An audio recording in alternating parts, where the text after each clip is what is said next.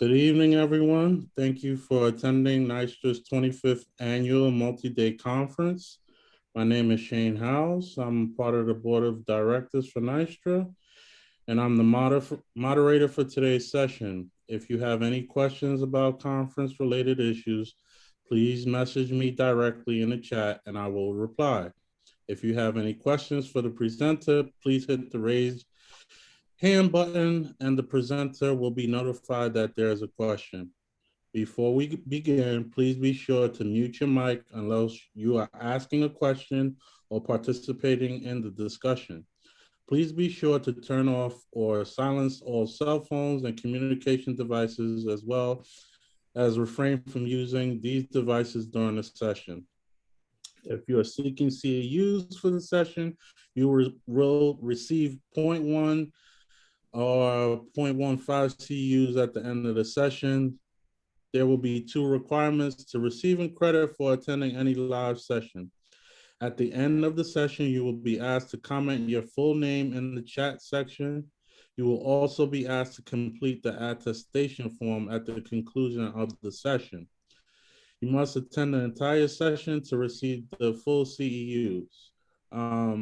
And the attestation sheet must be uploaded and emailed to us by June 13th.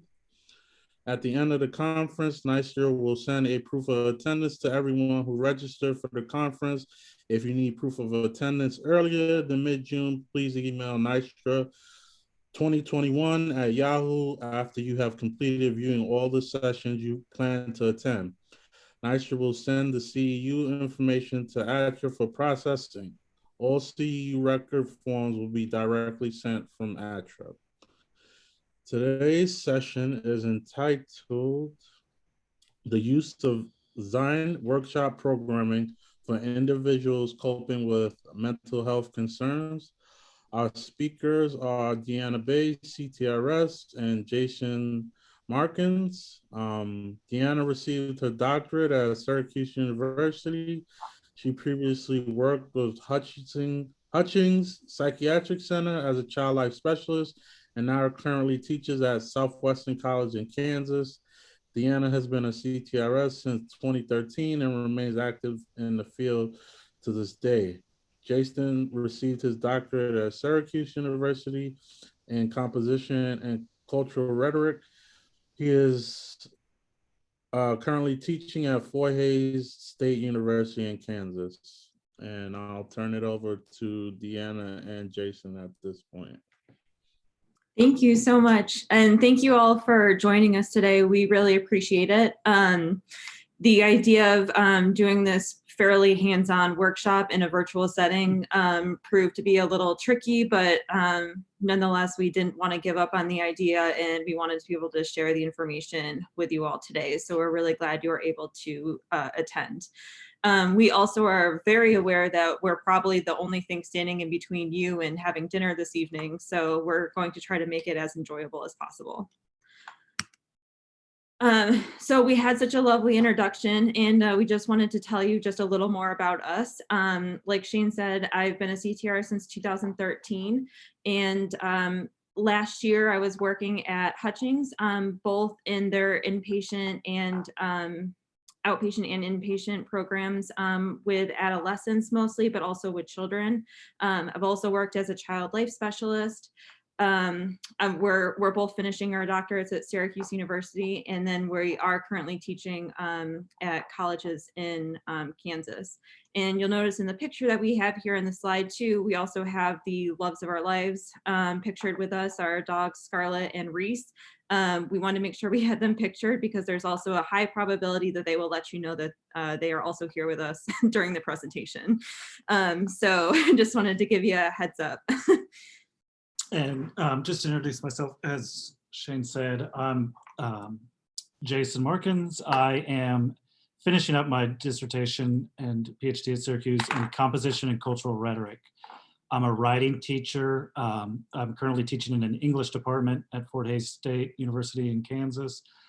But I have a long, about 12-year history of teaching zines in writing classrooms.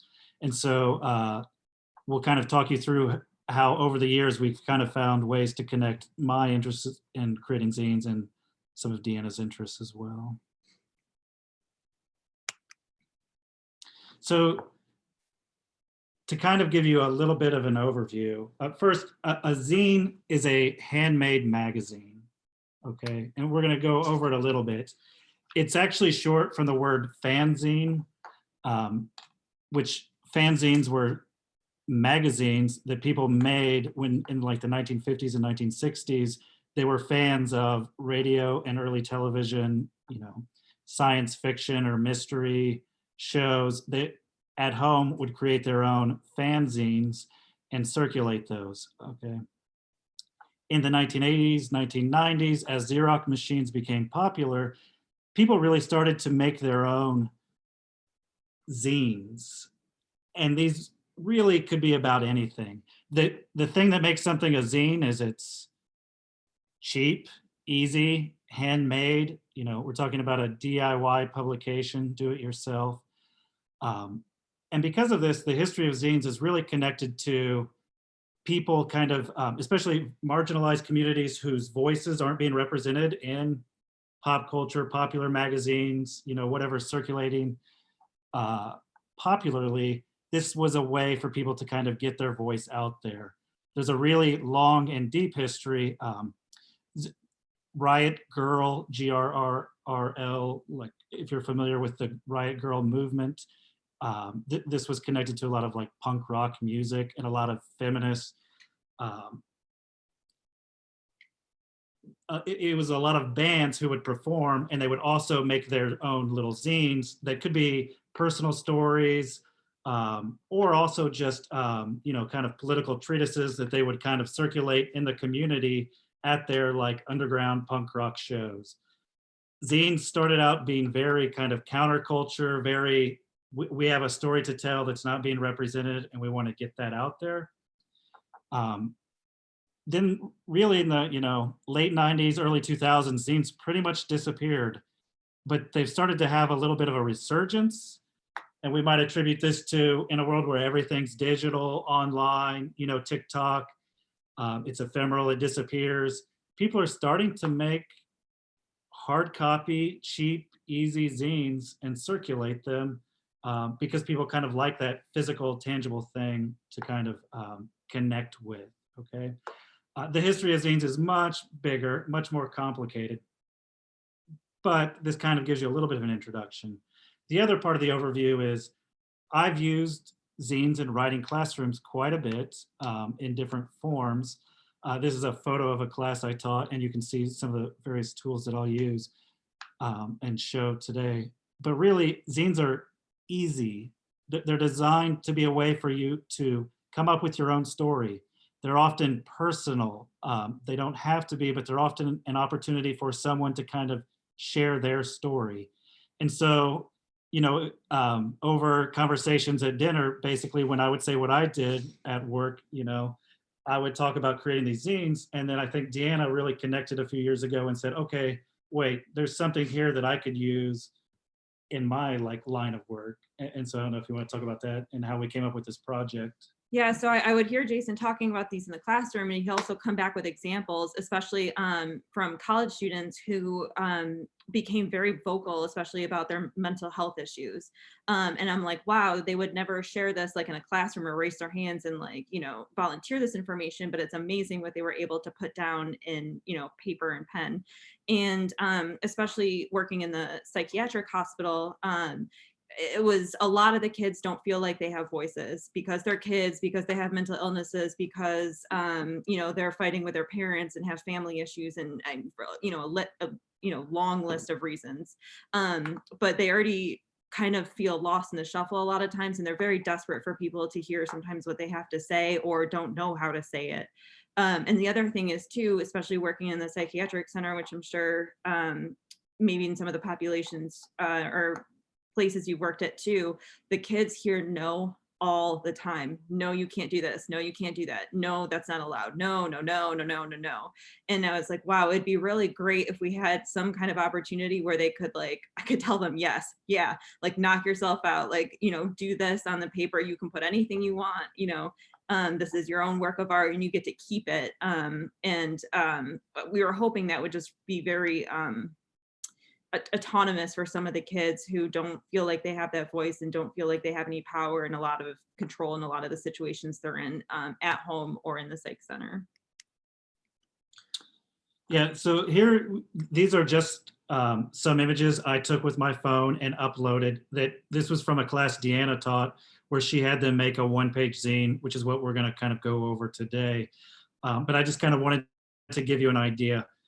Often, depending on how you're doing this, you can use a lot of collaging. I will collect magazines and have students cut pictures out.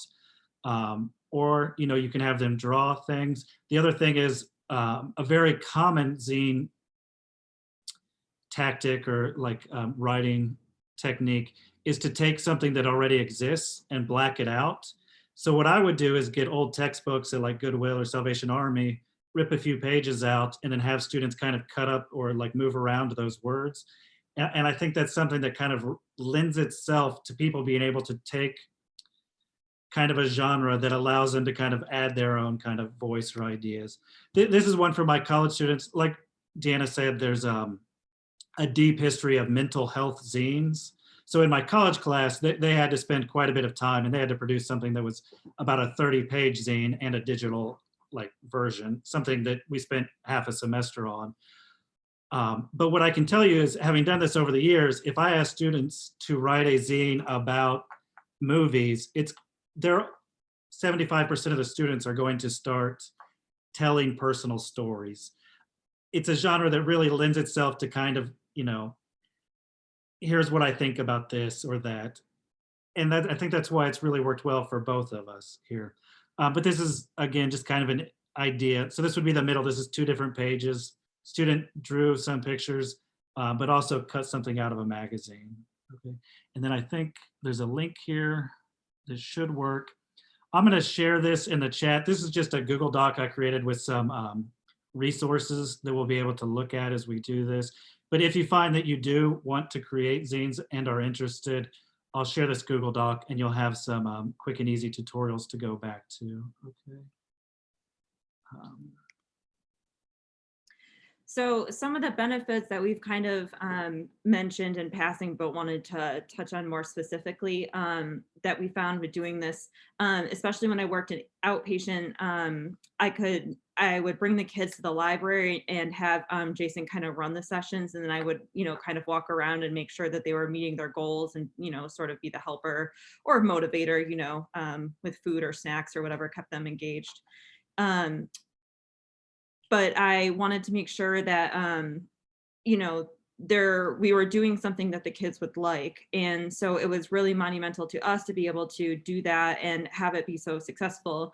And if you've ever worked with, like larger groups or especially with kids, it was kind of nice having Jason there too, because, they didn't know him. So they would kind of follow all of his instructions without, giving him any grief. And I could walk around and just make sure that they were getting what they needed out of it and meeting their goals. But one of the ways it's especially really resonated with the kids and the teens that we worked with is that, like Jason mentioned, it's becoming very culturally relevant. Amy Poehler designed a movie for Netflix where zines is a big plot line in the movie. Also a huge winner with the population that we work with. Kanye West actually released a zine, and that's what's in the picture here. With his new shoes that came out a few years ago, the zine came along with the shoes. So when I tell the kids that Kanye West has a zine, it usually hits really strongly with a lot of them. What's also nice too is that if you're working as part of an interdisciplinary team with OT or teachers, and they're having, any of the population that you work with want to practice writing skills, this is a great way to be able to combine some of those goals. It's also fantastic, obviously, for creative expression. Like I was saying, it's something they get to completely design themselves. For a lot of populations, sometimes like the paint by numbers kind of art model can be really beneficial. But for some of these kids who are like really desperate to be able to like want to create something, that's like painting outside the lines or drawing outside the lines, this is a great way to be able to do that in a really safe space. And again, like I was talking about too, it's also great that they can gain control over their situation. It's their story. I'm not going to come in and tell them what their short story should be or what it should look like, or, you know, what kind of images they need to put on it, you know, as long as they're appropriate. But they can have that sort of autonomy to decide exactly what they want their story to be.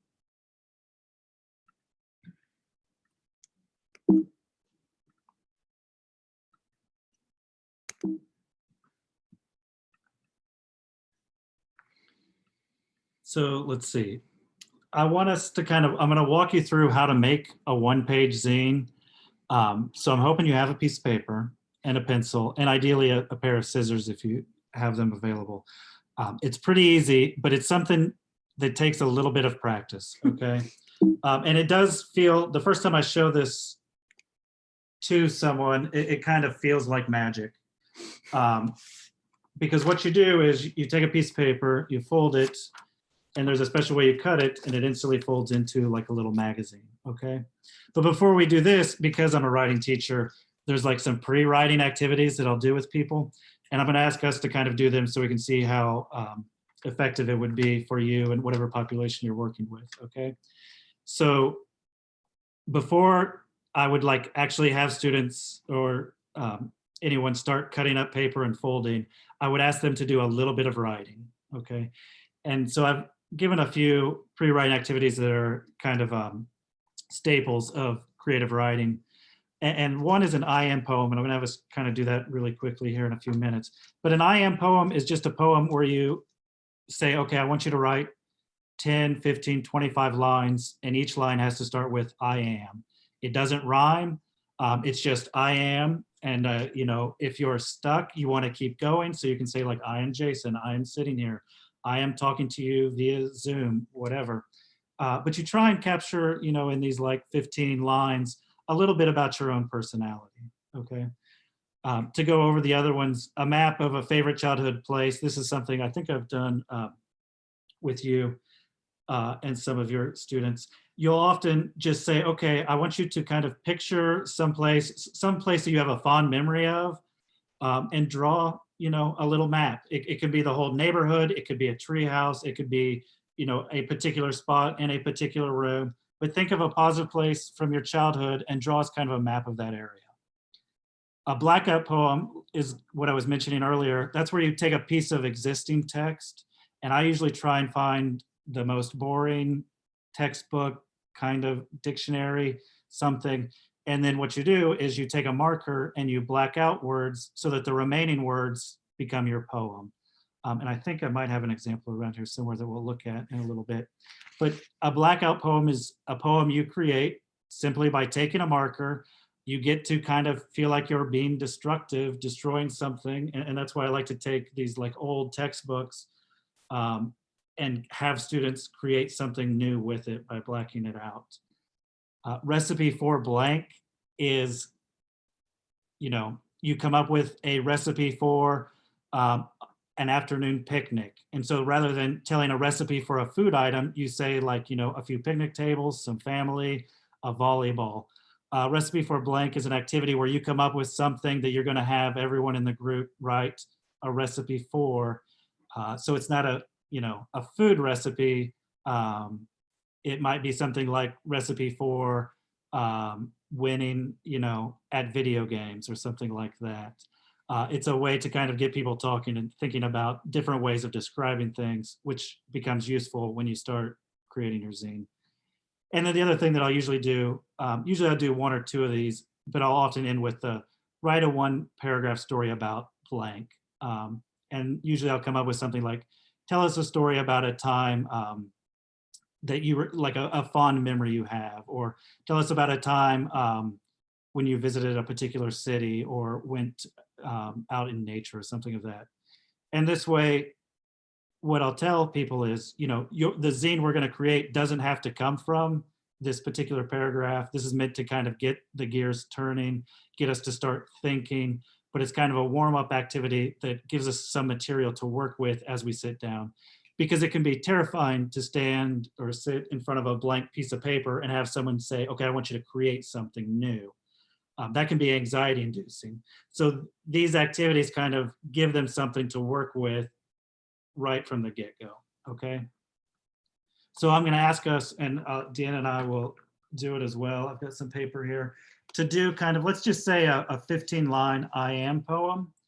And if you guys grab paper, feel free to use it or to use it on your computer. And this is a workshop. This is us trying to make it a little more interactive. So let's say 15 lines. Each line starts with I am. And I'm going to ask people to kind of go around and share a few of their favorite or best lines, whatever kind of captures your personality, if you will. If you find that you are getting stuck, describe, you know, where you are in this moment. But also think about your relationships, you know, who are you, a brother, sister, son, daughter, mother, father? Think about, you know, what are your likes, dislikes? Are you a cat person, dog person, etc.? Okay. Any questions before we do this? Okay. So I'm gonna give us a little bit of time and just come up with 15 lines, all of which start with I am.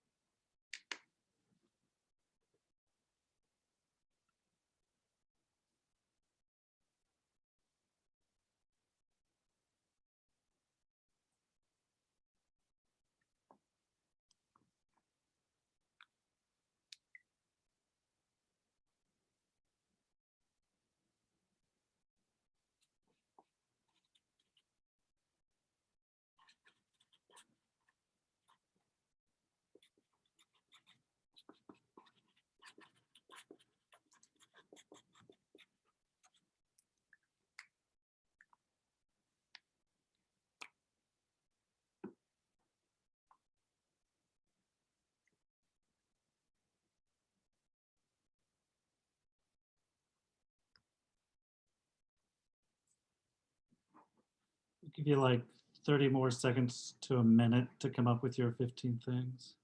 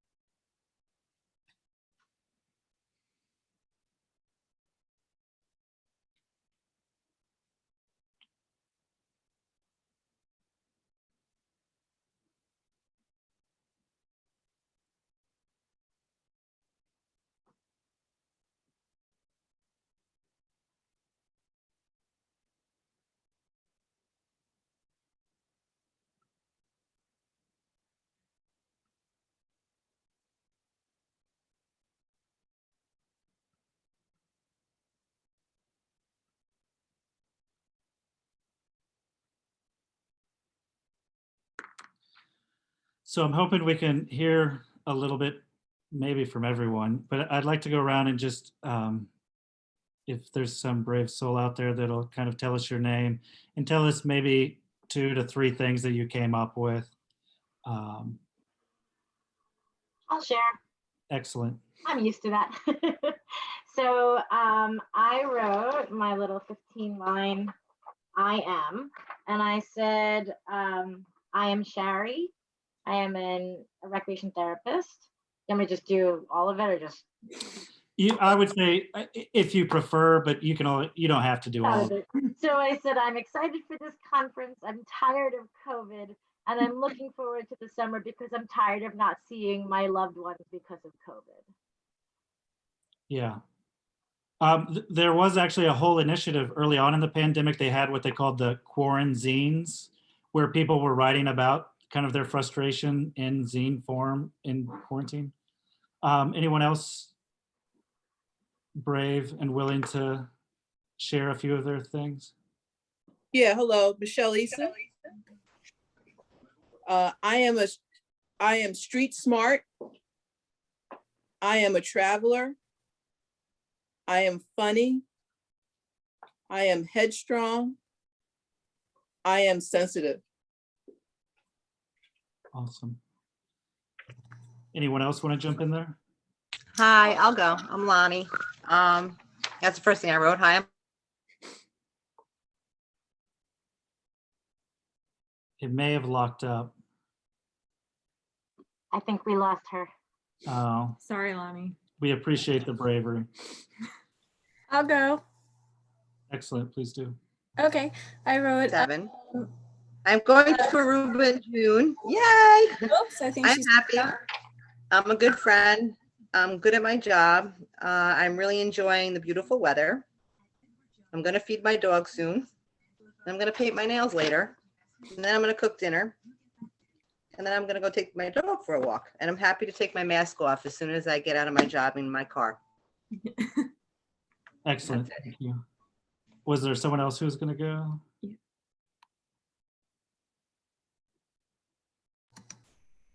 Hi, I was gonna go, but if you want me to still go? Yeah. Okay.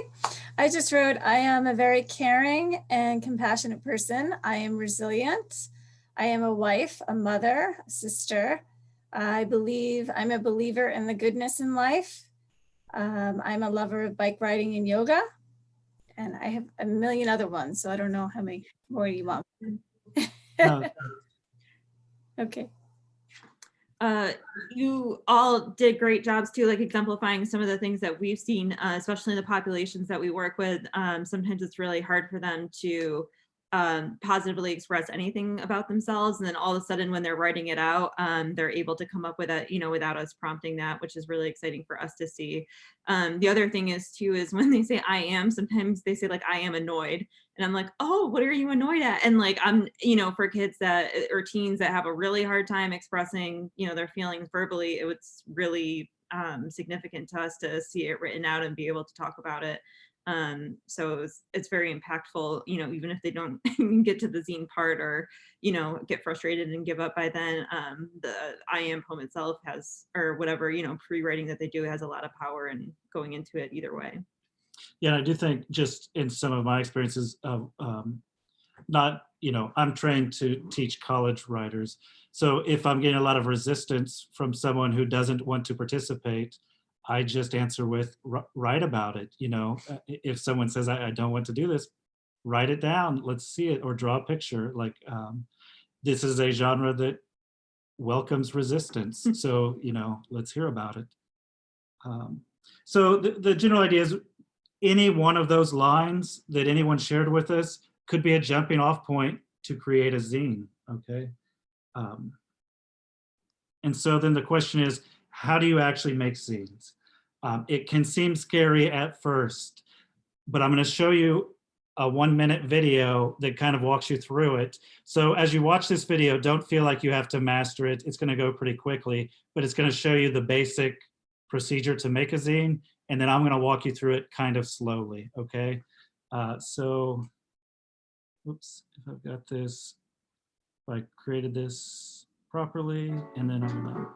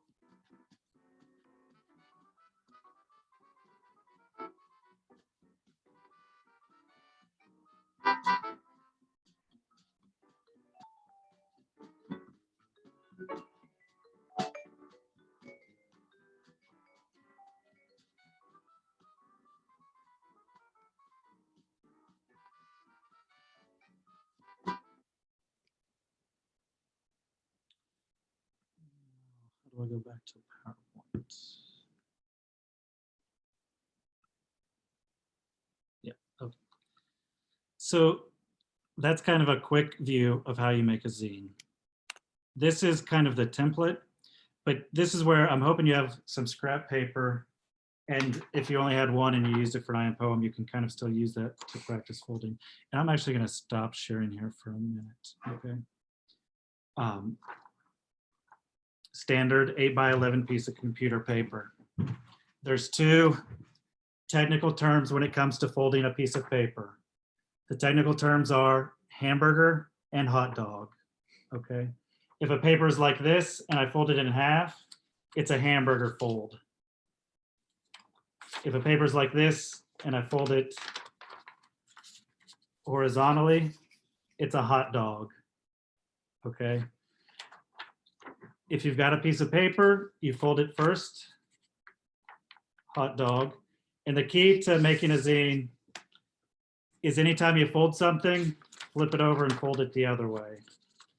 And if you were like,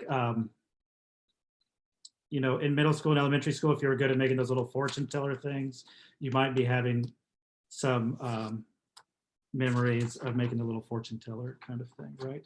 So hot dog is to fold it like this. So I've done a hamburger and a hot dog fold. And we'll go through this a couple times. But has everyone done at least a hamburger and hot dog fold? Okay.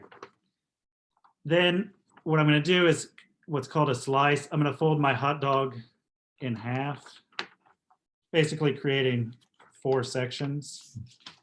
So the slice is I took the hot dog and basically folded the hot dog in half again. But keep in mind, anytime you fold something, try and fold it every way possible, back and forth on itself, because the more times you kind of fold it, the easier the paper will be to work with. Okay. So to kind of go over it again, I did a hamburger, folded it in half. I did a hot dog like this, and then I folded it one more time. And if you do that,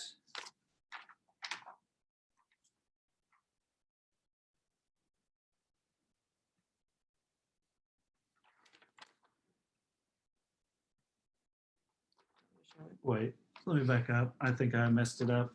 You definitely didn't. It's okay. Let's go back. This is where it's a lot easier, person. Slice your hamburger in half. I messed that part up.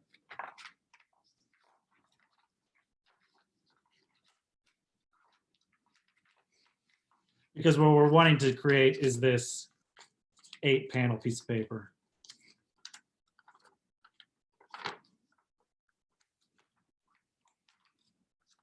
Sorry. I swear I've been doing this for 15 years. Hamburger, hot dog, then go back to the hamburger and slice it in Michelle has a question. Yeah.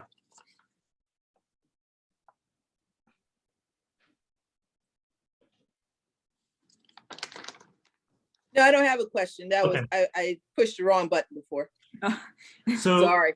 we're creating like a template. So what I usually do is I go ahead and kind of draw the segments on my piece of paper the first time I do this. So I'm drawing kind of what's, if you can see, if the pen goes through.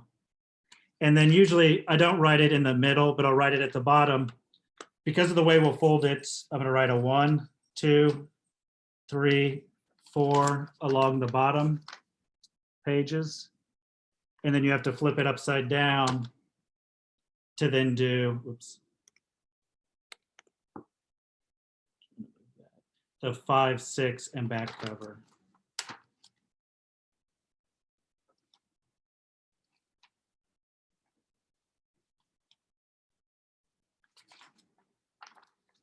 So I've drawn my little panels to look like the piece of paper, and I've gone ahead and numbered them. So it's 1, 2, 3, 4 at the bottom, flip it over, 5, 6, back cover, front cover. And this may seem really confusing virtually, but I swear to you, we've never lost a kid at this stage. So it may be complicated, but no one has given up at the folding stage yet. So yeah, it feels like chaos, but then all of a sudden it feels like magic when it comes together. Do most people have their panels drawn? So then if you fold it, and now I need to definitely make sure I get that part right. Fold it hamburger. And then, so if you're facing it to where you should see like 1 and 2 facing you at the bottom, and then front cover and back cover at the top. If you were to, so it's the middle of the fold, because we're gonna cut a hole in that middle. So I'm going to cut 1 panel. Just one, not from the hamburger, just one, so that there's a line kind of cut here. So not all the way through the paper. And this part is a little chaotic, so if you need me to go over it again, Where exactly do we cut? Like which numbers do we cut it? Like so it would be in between 2 and back cover, or in between 3 and 6. So Okay. it's right in the middle of the paper where the middle line is. You just don't go all the way through to the end of the paper. You do just the first panel in the middle. Okay. And if you need me to go over it again, let me know, because even in person, this part's a little chaotic. I just have one question. Am I cutting it across where that middle fold is, where the hamburger, or am I cutting it down the line where? Can you unfold your paper a little bit so I can see it? So now fold it hamburger style. Okay. So now in that hamburger fold, you're going to cut down the middle so that it's the 2 openings are like affected. Yep. Okay. But only halfway down, correct? Yep. Correct. So it ends up cutting 2 panels once you unfold it, but while it's folded, it's 1. Yeah, exactly. Okay. And I have other tutorials and guides on this as well in that Google Doc. But if we can all get to this stage, we've like mastered the art of creating a zine. Yep. So then what happens is I'm going to fold it hot dog and try to create this diamond. Which, if I can create this diamond and push it together, I can then just fold it across. Okay. Fold it into the diamond. And then you can kind of fold all your pages over. It's, yep, you're doing it right. Yep, push it together. Yep. Just keep folding. Yep. And now it's probably good to fold everything back and forth a little bit. The more you fold it, the easier this is. And now, sorry about messing up the folds earlier, but I can tell you I've done this enough to where like I can be talking to people and cut them and fold them. But when I first started, I would have to get out the template and like take my time. But once you kind of get the hang of this move here, you now have a zine. And so then what you do is you then unfold it, and we're going to take a few minutes and write out your story, draw pictures, do whatever you want, but try to create a zine. Try to use the I Am poem as inspiration if you want. It's up to you. You can tell one story, you can tell 6 stories. The key thing though is, a front cover needs to have a title, probably should have your name or whatever pen name. Zines are famous for people using pen names. Try and come up with some sort of title. Back cover should probably, have something that says, thank you for reading my zine, but otherwise what you do is kind of up to you. Any questions on the folding? You're so close. You've got it. Can you go like this and then make the diamond? Yeah. And now push the diamond together. Now fold over. And then, yep, that's it. That's it. Yep. And if you've numbered them, you should look and see if you've got it to where it's like front cover. And it's okay if you don't, and you can renumber them however best it suits, That was what was throwing me off, because I'm looking at it, like it says back front, and then like you open it, it's like 5, 6, and I was like, oh gosh, I did this wrong. But okay. And and it's okay. And I tell it, it's no big deal. Just remark it for whatever you want. And if you notice the magic about this too, if you also work with populations where you can't use staples or anything like that, I go through all the magazines and pull out all the staples before we do any of the collaging. But again, this being very, very inexpensive, it can be done with one sheet of paper and doesn't require any staples at all, which is amazing. Or but if you did make a zine, you can do it with staples and string, if that was something like your population was able to do. Yes, you do not have to use this form. We're doing this because this is the famous 1-page zine where people would make these in the 80s and 90s, and they would do what was called shop dropping, which is you would leave it somewhere for someone to find for free because you had some sort of story you wanted to tell. You'd go into the bookstore or the record store and kind of slip it into something, and someone would discover it as a surprise. But if you can fold pieces of paper just in half, you can make a 4-panel zine, right? But I do want us to take a few minutes and just, stick figures, whatever you want. Let's see if we can kind of create a zine in this moment and share them. So yeah, this is the template here. I'm putting it back up. And if anyone has any questions or needs help with folding, feel free to yell. Oh, you'll put the email me the Google. Yeah. And he's going to put the link to where you can find the resources for doing these folds and some of the other in the chat while you're working on. So I yeah, have a question, but I think this is really good because I think, especially with our kids, we can work on frustration tolerance with them, because if I was getting frustrated, I know that they would also. So this is going to be a really good way to work on anger management and work on frustration tolerance across the populations, but especially with the kids. For sure. And one of the things that always comes up is they're like, I don't feel like folding it. And I'm like, okay, then don't. And like, it's so funny because they look at me like, oh, like they, sometimes, how they're looking for an argument. And I'm like, okay, then make a collage. And they already did the I Am poem. So I already got them to do the writing part. So like, if you just want to like, keep it like it is, if you want another piece of paper, by all means, it's just one piece of paper. Or if you just want to make a collage, because, they want to hang it on their door, they want to express themselves that way, okay, go ahead. But so yeah, it's a great way to find some of those compromises. Yeah. the other thing is, they're meant to be messy. There's no screwing up a zine. If you tried to draw a zebra and it looks like a tree, well then you were successful, right? These were not polished. They're supposed to be a little bit messy. Kind of like life, right? Exactly. Right. I think I sent it to you.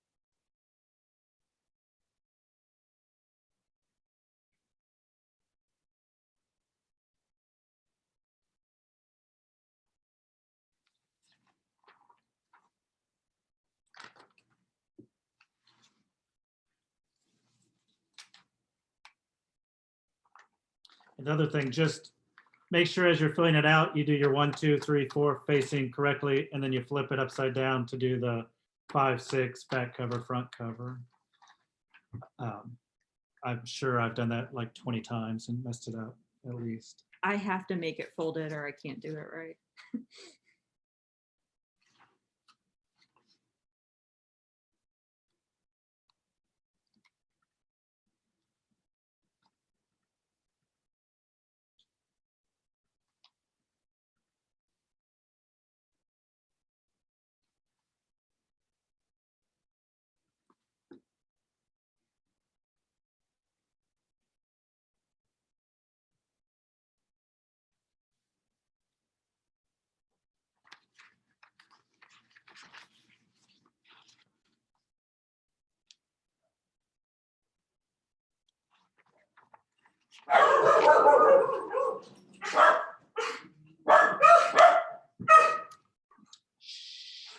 Okay.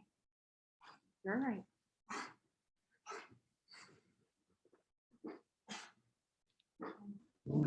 Now you got my dog barking, huh? It definitely woke up my cat. He was like, what is that?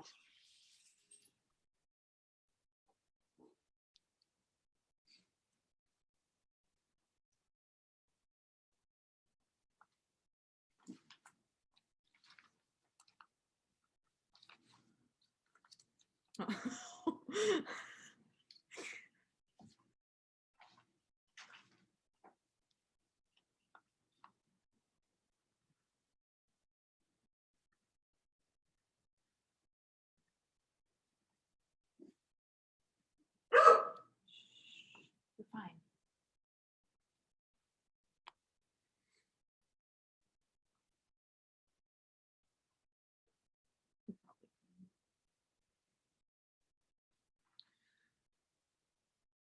Probably give you about 1 more minute. I don't expect you to completely finish your zine.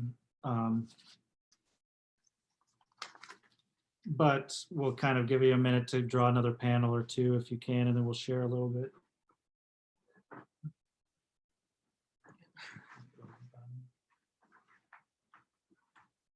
Sit down.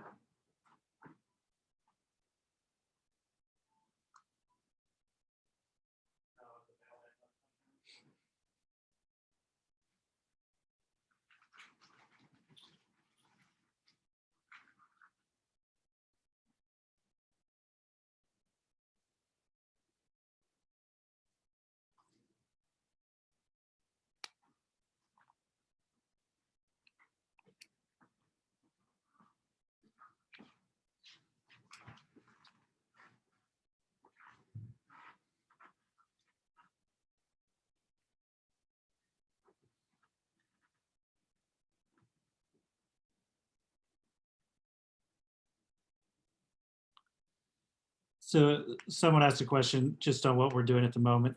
We're kind of so we unfolded our zines and we're writing a few panels to kind of see what we could come up with to create a zine of our own. We probably don't, I would say it takes a good 15 to 20 minutes to really create one. More if you're using collaging or if you're bringing out a lot of markers, etc.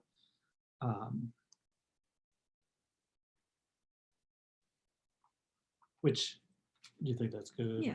Was there anyone who was able to come up with a panel or 2 that they'd be willing to share? I just used the I Am poem and I did this to it. I Am by Michelle Eason, and then Street Smart, I put like street signs. Yeah. And then Traveler, I did like a luggage with different stickers on it. Egypt, Vermont, California, Ireland. And then I did Supporter, I did like a table. And then Funny, I put haha and LOL. And then I did Sensitive, I did a flower. And then Headstrong, and then I quote, human head weighs 8 pounds. I think that's from, I forgot which movie that was from. It's And so then weird. We thanks- were talking about that this morning. Oh yeah, and then thanks for reading. Oh yeah, thanks From for Jerry reminding Maguire. me, Oh like, yeah, Jerry Maguire, right, yeah. Yeah. Okay. anyone else? So I did mine, and basically I wrote that I'm me because I screwed up, and so I said, hey, and then I said I screwed it up, but that's okay because life is messy. And on the back I wrote like me. Yeah, and that reminds me of often when you're making these, when you get to the kind of the middle, page 3 and 4, you can do that as like one page, or sometimes people will have things like people in conversation. There's a lot you can do kind of to get the different panels to interact with each other, to tell a story, to show two sides of an issue kind of thing. Anyone else willing to share? I do it. Mine came out backwards. The end It is in happens all the time. So for the first page, would you rather be a flower or a cat? Flowers have one life and they live and then they die. Cats have 9 lives. I would like to be a cat that smells like a flower, has a home so I can have someone to love and make laugh. Awesome. Excellent. That might be hard to follow, but is there anyone else? I started, and I have no artistic skills. I said, Jason's zine about Reese's big day. Reese is our dog. He had an upset stomach this morning, but he's actually going to training school, doggy obedience school. And so he pushed through, but then he started barking. So then I said, you know, even though he had an upset tummy, apparently he can still yell at the mailman. Well, and what's great and what you all demonstrated too is that especially when the kids are either in the outpatient or the inpatient or in any sort of institutionalized setting, even a school, there's so many rules. And they're constantly worried, you know, especially about grades and, you know, am I doing this right? Am I, you know, and I'm like, this isn't graded. This is for you to keep, you know, whatever you're proud of, like you get to hold on to it. And they can also, you know, that there's no right or wrong way to do this. I probably, between the two of us, especially, we've said that at least 100 times because they're like, well, what about on this page? And I'm like, it's your page, like whatever you like, you know, not to be dismissive, but you know, in your own, like whatever you want that page to be, that page is yours. And to have, you know, that control and to even, you know, sometimes have things that completely belong to them or becoming more and more innate to them. And it's so interesting that you had examples with like visual representations of two, because for whatever reason they tend to struggle with that also.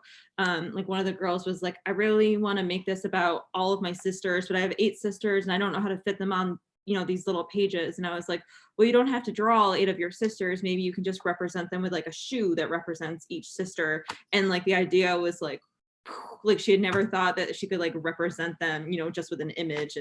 And so for whatever reason they really struggle with, you know, and I'm like, oh, if, you know, if your anxiety makes you feel bad, like how can you, what can be a visual representation of that? You don't, you know, you don't have to say that in words if it makes you uncomfortable, but like, what does that look like then? Oh, it looks like a cloud. Okay, and then draw a cloud, you know, or find a cloud in the magazine. And that comes out really powerfully because for whatever time they have a really difficult time connecting those two things. Yeah, thanks for sharing, everyone.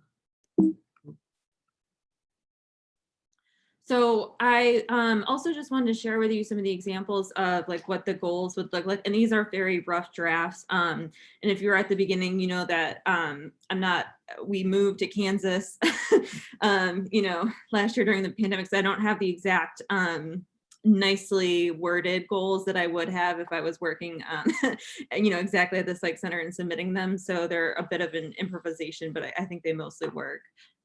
So one of the programming goals that we would try to do is have them participate in an art-based activity with mixed media, meaning like it's not just clay or just markers, you know, and sometimes some of that stuff gets old, but it's, you know, being able to bring out a variety of the different art types. And then also, again, having them have the autonomy to choose. You can use the magazines, you can use the mark, you know, use whatever you feel comfortable with, whatever, you know, is going to suit you best for your project. And so being able just to sort of express themselves through not only art, but, you know, more than one different kind of media is a really great goal. Obviously, we're looking to create opportunities for emotional expression. Again, a lot of times they'll be like, they're like, how do I say I am, this sucks? Well, well, okay, like, how do you say I am, I don't like this? You know, what word could you use to describe that? And, you know, there you go. You have your emotional expression that they weren't even getting out before. Though, you know, knock on wood, this has, and one of the reasons that we chose to present on this is because this has worked like with very little resistance when so many other surprising activities have. But we haven't had a ton of issues. I did like almost a mini workshop with another recreation therapist at a psych hospital down the road. And she was like, I've never seen my teens work so hard at anything like ever. She's like, this turned into like a 3-day workshop instead of a 1-day workshop because they wanted to keep working on it. So I was like, oh yeah, we're definitely gonna have to present on this because like it wasn't just, you know, something we were doing, but it was working really well on her end too. And so they're getting a lot of, you know, visual representations or words out on paper that we wouldn't normally see. Again, yeah, I can't express this enough. I love to be able to create opportunities for them to have control over the situations. One of the things that I do during this activity too, that's just a bonus, it's not part of any sort of, you know, official zine making rules, but especially in the psych center, they don't get to choose their own music very frequently, which in this generation and age is really difficult for them. Like the idea of waiting for that song to come around on the radio is like, really anxiety producing even for some of them. So I quote unquote DJ for them. So I'll get a computer with YouTube, and while I said, you know, as long as you're working on something, we go around and you can each take turns taking, you know, picking a song, and that's worked like remarkably well, because even if they don't want to work on the art project, they'll keep working on it to be able to get to their choice of being able to pick the song. But I don't think anyone has really been super resistant to making it, is, you know, and we are very adamant, like, this is yours. And, you know, you don't have to put other people down to be able to express yourself and set up some of those like guidelines and parameters. You know, this doesn't have to be against other people. But, you know, this is about you. This isn't about, someone asked you that, I think at one of the, you know, we said we did an I am poem because this isn't about other people. This is about how you feel. One of the kids, I think he had watched the show on FX about What We Do in the Shadows. Vampires. Yeah, he wanted to make a zine about energy vampires, and I was like, yeah, that's, you know, as long as it's not, you know, mean towards, you know, specific groups of other people, if, you know, if that's what you're interested in, by all means, you know, go ahead. It also inadvertently or advertently, you know, increases some of these you know, healthy pro-social skills that we're looking for too. They're actually very helpful about like, oh, I heard you're doing yours on dog. Do you want me to cut out this dog for you? And it, I think one time we did it and someone was like hoarding dog images because they didn't want someone else to have it. But like, other than that, they're usually very, interested in like helping other people out and hearing what other people's are about and sharing in just the same way that like we did with both the poem exercise and what you put on the pages, in being able to talk, you know, to each other about some of the things that's going on that they, you know, normally wouldn't have the visual that they create in the zine to be able to express themselves that way. And they're also actually very easygoing about the songs too, because they want their turn to come back around on the song. So they're actually exceedingly patient to be able to wait. So they make sure that they get their, you know, song choice next, or giving their song choice up, like if they don't have anything in mind, to the next person that like is really adamant they want their song played.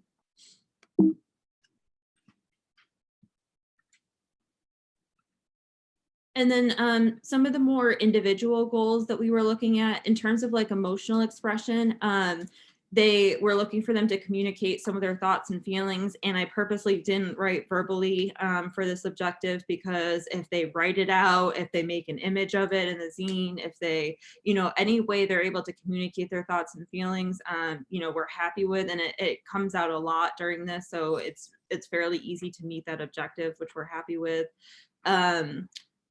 We're also looking for them to be able to sort of like attach that emotion with some of their thoughts and feelings. So again, if they're saying something like, I'm hungry, and I'm like, okay, how does that make you feel? Annoyed, because I know the dinner tonight's going to be mad. Great, then I'm annoyed. And they're like, oh, that was actually, it's a lot easier than they thought they were. So being able to connect, and assign some of those emotions to how they're thinking and feeling is also something that comes out of this that's really exciting for us. And in terms of some of the specific objectives with being able to, have control and be able to make some of the decisions on their own, we like them to be able to verbally communicate some of those decision-making processes, maybe at least 2 times during the process, like, oh, I'm putting a cat here because, this goes along with part of my story about cats. Great. But a lot of times they have a really difficult time even thinking through some of the decisions that they're making. So in a way, it also helps them be able to slow down that process and take things step by step instead of jumping from, one thought to the next or from one decision to the next. And when we stop and do these sharing activities, which are great for socialization, it also helps to be able to hear what they're thinking about. And it also gives them, neither of us are going to be like, or hopefully whoever's doing this too is not going to be like, that's a stupid idea, that sucks. And so it's also nice for them to hear, positive reinforcement about whatever they're doing, because it's, again, since it's whatever, they want, it's really easy to positively reinforce whatever they're making. We try to look to see if they're communicating a problem-solving strategy, like at least one time. So if they don't like folding, like, oh, what are you going to do instead if the folding is bothering you, or how can you fix this? We had one kid who, he's told all the time that he just had a very hard life, and he's told all the time that he's bad at doing things. He's bad at school, he's bad at being a brother, he's bad at being a son, and he really had a lot of those ideas stuck in his head. And we found out that he was a great artist, and we had no idea. And he was like, I want to draw the whole thing out in comics. And we were like, great. He was like, is that a problem if I don't use, 2 different things? And we were like, nope. We had no idea like he even had that skill. So it's really great when we're like, wow, you just fixed that problem on your own. You didn't have to, have us tell you to do it, or, any or anything else, because this is all your piece of work. There might be some questions. Someone asked, how often do you have your teens engaged in making a zine, like 1 time per week or 1 time per month? It depends on how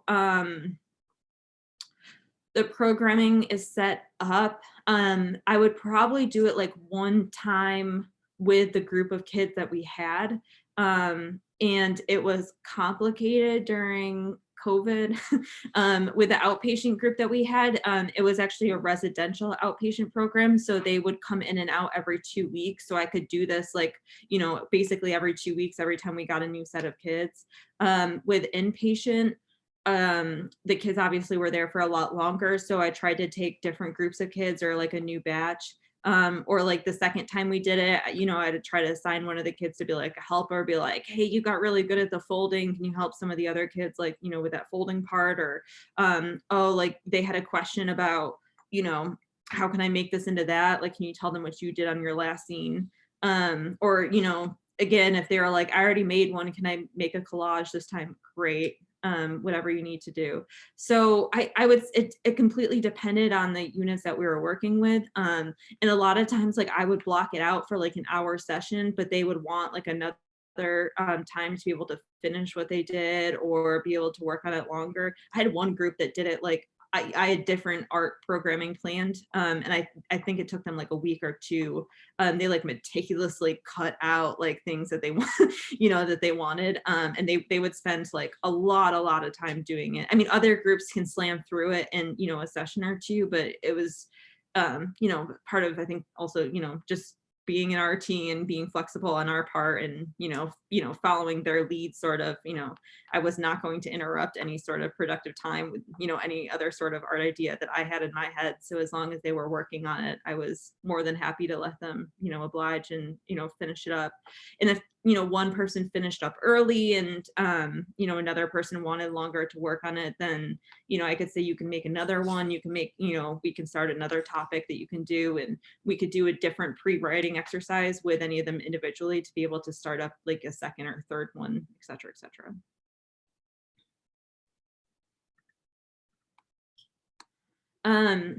Besides some of the populations for mental health, some of the other ways that we can see zines being able to work, and with the mental health population too, but thinking about the diversity of people and populations that we work with, it would definitely help to increase fine motor control, like any art-based activity. It could definitely be used for reality orientation. Let's make a book about what the weather is like out today. Like, let's make, a book about what year it is and what's been happening this year, this month, this week, etc. And so you don't even have to do I am, you can do like today is blank, today is blank, and so it would definitely work for that sort of thing for older populations too, or for those with schizophrenia. It can also be used for reminiscence. So like, my childhood was blank, my childhood was blank. You can do those prompts and then turn it into a zine as well. With some of the kids that I've worked with, especially with in child life and with their families, what we call legacy building, where if somebody is coping with somebody else's sort of terminal illness, it can be almost like a memoriam to their life. So it doesn't have to be I am, it could be my mom is blank, my dad is blank, and get a lot of those same results. Again, the childhood map pre-writing could be really helpful with this. If they're trying to remember like a really special part of their time or their childhood, that could get started going with that.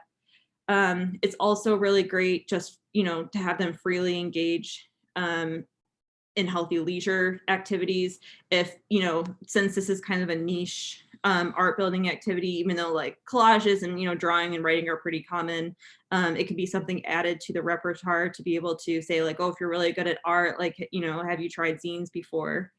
And then also it's been really useful too for mental health populations and others for values clarification, and saying like, well, my sister does this, but I don't like it. Well, what don't you like about it? Let's write about it. Let's put it into paper. Let's, let's find an image that looks like that to you. So besides the mental health population, even though that's great, it can definitely be more generalized to like a wide age range and, ability wise too.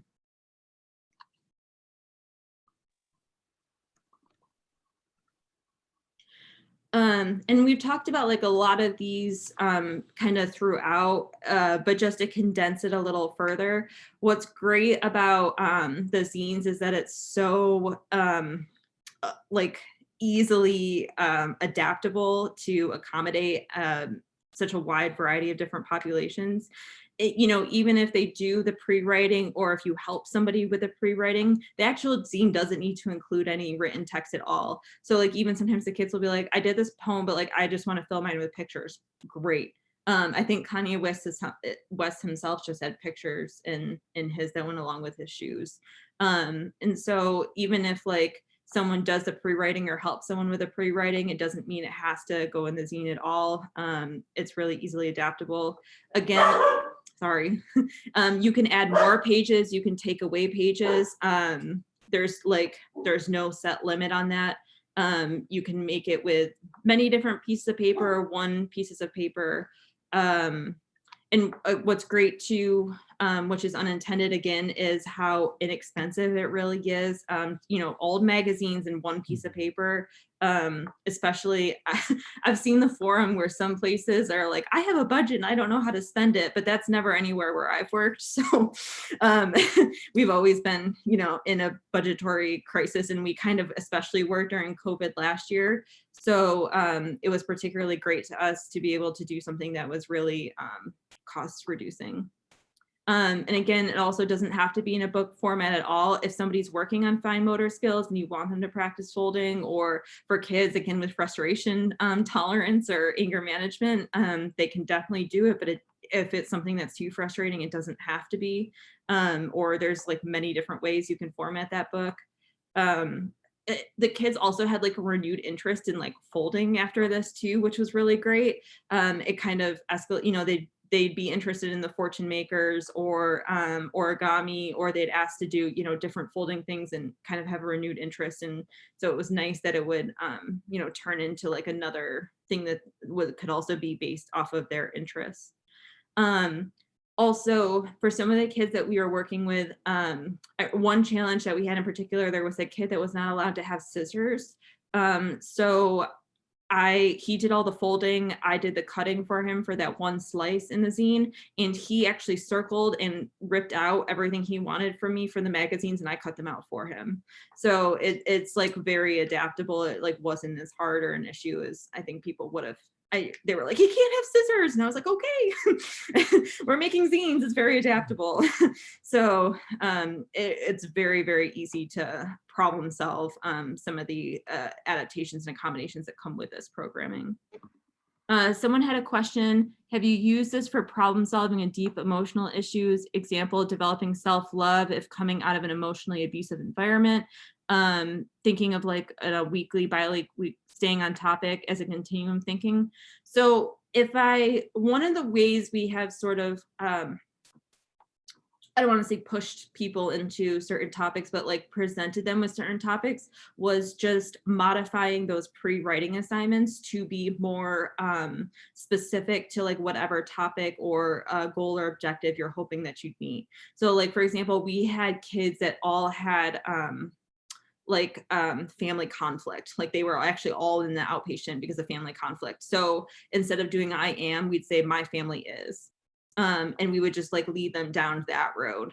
And some of those things like are harder for them to engage in. So I specifically tried not to be super direct about like, because then I feel like the gig was up, right? So if I was like, yes, tell me something positive, like write 10 positive things about yourselves, that's sometimes too challenging and too frustrating for the population that we're working with.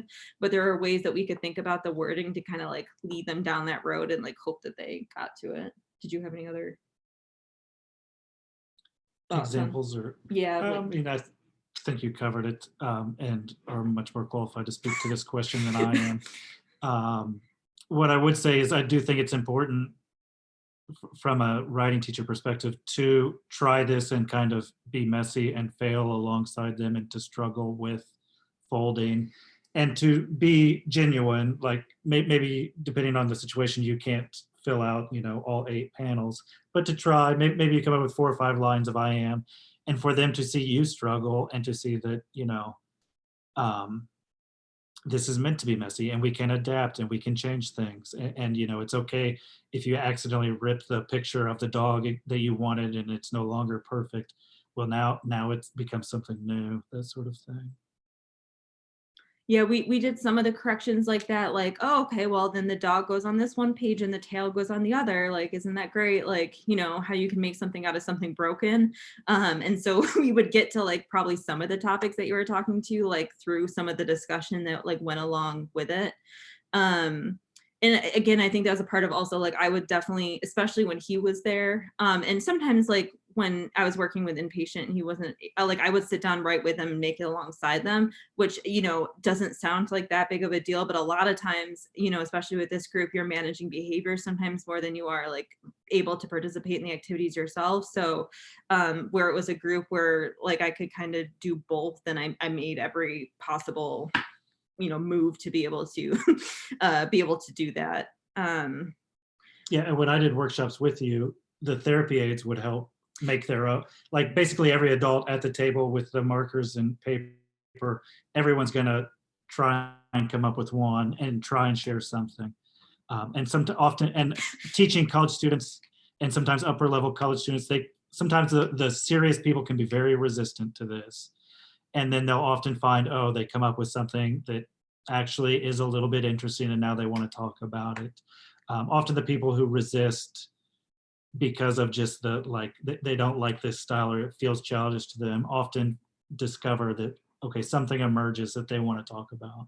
Yeah, there was one adult therapy actually who was like, oh wait, like I didn't know that I signed up to do this too. And he got so into it. And like, you know, like he was like, it's my turn to share now. And we were like, okay. All right, like sure, great. But you know, because the adults in the room were doing it and also, you know, opening up that opportunity and kind of making it look less scary too, then it seemed like most of the kids were more on board with it also. So yeah, any change, like, and it's also a fine balance for me because probably a lot of you know too, and I do art, especially with, you know, the kids and teenagers, I want to make sure that whatever I'm doing, they don't end up just mimicking what I'm doing. So I try to be very intentional about like letting them start and then following up or doing something completely different from what they're doing, just so that like I can kind of track that and make sure that it's really kind of stemming from their own initiative instead of just, you know, looking for someone to follow, especially me. I think a couple of times, can't remember if this was zine or with regular art, they would have like, you know, the pure base mimicking is always, you know, sometimes problematic, you know, like I thought I was the only one, you know, making XYZ. And it's like, you know, we have a whole conversation about imitation is the highest form of flattery. And, you know, no matter what you do, there's a whole page, especially with the zine, there's a whole page here. So like you both can have a bear on your zine and make it a completely different story. So it's nice that they kind of, again, have that sort of control and that you can problem solve some of those issues that come up too. That's about it. What other questions do you have for us that we can help answer?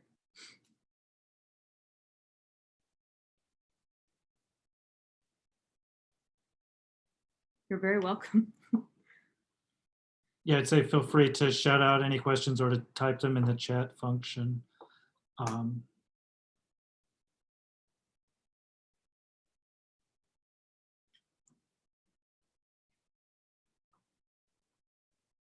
Does anyone feel like this is something they could use? And I mean, there are tons and tons of zine guides. There's lots of stuff that's out there. I shared the Google Doc that has some things that I think are pretty useful. The Booklyn Zine Club has some templates for different ways to make them. Yeah, any of these links will take you to a variety. Like once you start, it's kind of like a snowball effect that once you start looking for zine resources, you're going to find way more than you can like go through and read.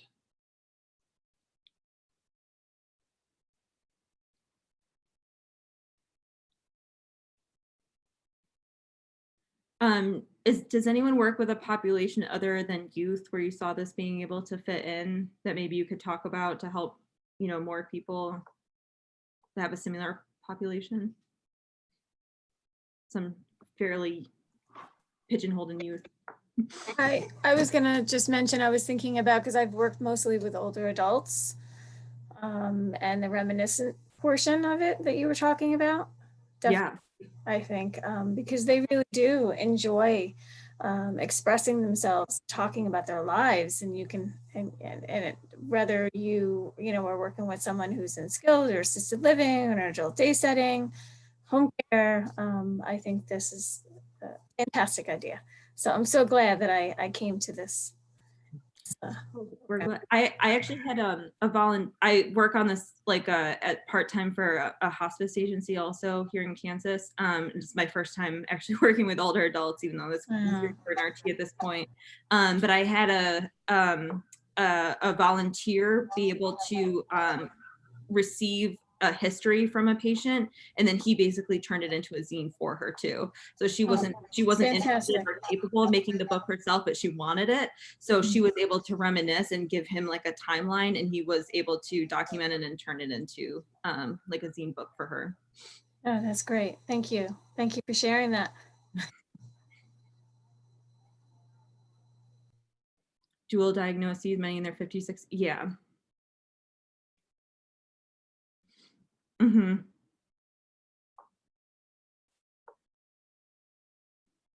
And it's nice also having a a writing teacher be able to guide me through this too, as someone who has been trained to be very intentional with their words.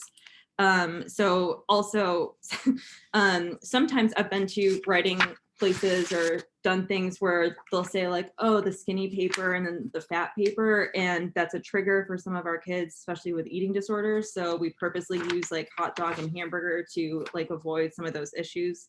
And you know, we're not perfect 100% of the time, but using some of these, you know, writing skills and with his background in composition, cultural rhetoric, it's been able to help like think about those, some, you know, some of those things and be able to work towards moving people away from the margins, which was the whole purpose of the zines to begin with. Other questions, comments? Just want to say this was really great. So thank you guys. I just texted my intern who left this week. She was her last week, but we're hoping to hire her. And I told her, I sent her, you know, the link, and I said, when this is posted, because she's already registered for the conference, when this is posted, you need to go and watch it on YouTube. And then when you're hired, we need to have you come and start doing this during creative writing, because my kiddos would love this. Oh yeah. Oh yeah. Yeah. And so thank you. Even in college too, we both work with college students who have a lot of fear around writing, you know, and anything, sometimes even remotely academic. So with the sort of like media based and like art based notion of this, it kind of helps to alleviate some of the fear that, you know, we hope that they don't have with writing. And this, you know, sometimes they hear writing, you know, especially kids or some people, and they're like, oh no, you know, but we're like, oh, it's very little writing, it's actually more art. And they're like, oh okay. And yeah, we're not worried about spelling and grammar and sentence mechanics here. And I just looked it up.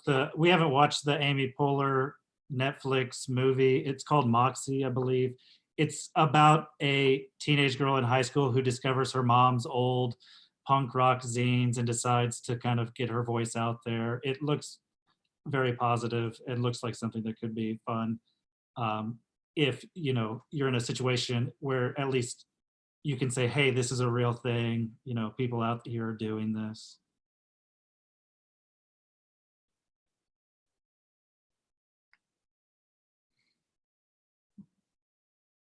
Other questions? I don't know if we can wrap up early or. Yeah, I don't know. Yeah, you can wrap up early. Still here? If there's no questions, I think we're good. Thank you everyone for Reminded everybody to comment below if you haven't commented during the chat, so that we can make sure that we give you attendance. And also in the chat itself, I included the link to the file. Again, as Shane said earlier, we download, we fill it out, and then you upload it again, and we'll give you guys instructions on that too. Sorry, Shane, I took over your moderator spot. No problem. All right. If everybody is good, then we'll end now. Thanks, Thanks guys for the great session. Oh, thank all of you. See y'all tomorrow. See ya.